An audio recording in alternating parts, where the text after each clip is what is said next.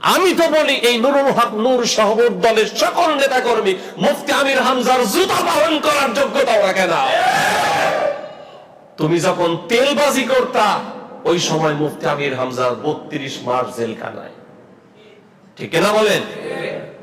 এই বিকাশ নেতা এই প্রতিমন্ত্রী নুরুল হক নুরু নাম ধরেই বললাম, এই বেচারা যখন হাসিনাকে মা ডেকে হাসিনার পায়ে তেল মালিশ করেছে ওই সময় মুফতি আমির হামজা জেল জুলুমের ঝুঁকি নিয়ে এই জাতিকে জালেমের বিরুদ্ধে বক্তব্য দিয়ে উদ্বুদ্ধ করেছে, ঠিক না বলেন?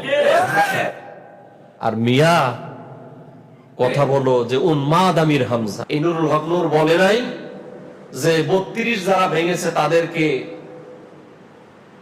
বিচারের আওতায় আনতে হবে, শেখ মুজিবের মূর্তি যারা ভেঙেছে তাদেরকে বিচারের আওতায় আনতে হবে।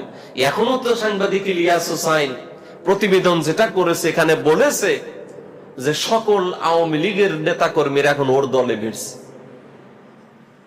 সুতরাং মুফতি আমির হামজা এমপি হয়েছে বলে আপনি যা খুশি তাই বলবেন, মনে রাখতে হবে সে একজন মাজলুম আলিম, ঠিক কিনা বলেন? তোমার মতো নুরুল হক নুরু 1000টা এক জায়গায় করলে মুফতি আমির হামজা হবে না।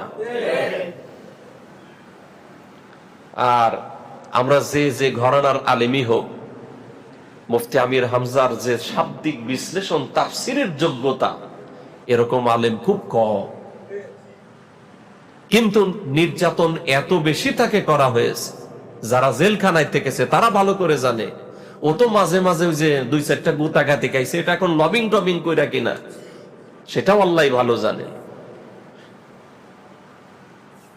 প্রিয় ভাইয়েরা, এই জন্য আমরা বলবো যে আপনি প্রতিমন্ত্রী হয়েছেন বলে খুব পাওয়ার দেখে যা খুশি তাই বলবেন আর জাতি তাই মেনে নেবে, এটা হবে না। কোন আলেমের কোন ধরনের অবমাননা আমরা মেনে নেব না। আর মুফতি আমির হামজা ফ্যাসিবাদের বিরুদ্ধে বলিষ্ঠ কণ্ঠস্বর ছিলেন, মাজলুম আলেম ছিলেন। সে যে দলেরই হোক না কেন তার প্রতি আমাদের ভালোবাসা আছে না? আছে কিনা বলেন? সুতরাং কথা বললে একটু হিসাব নিকাশ করে বলা দরকার।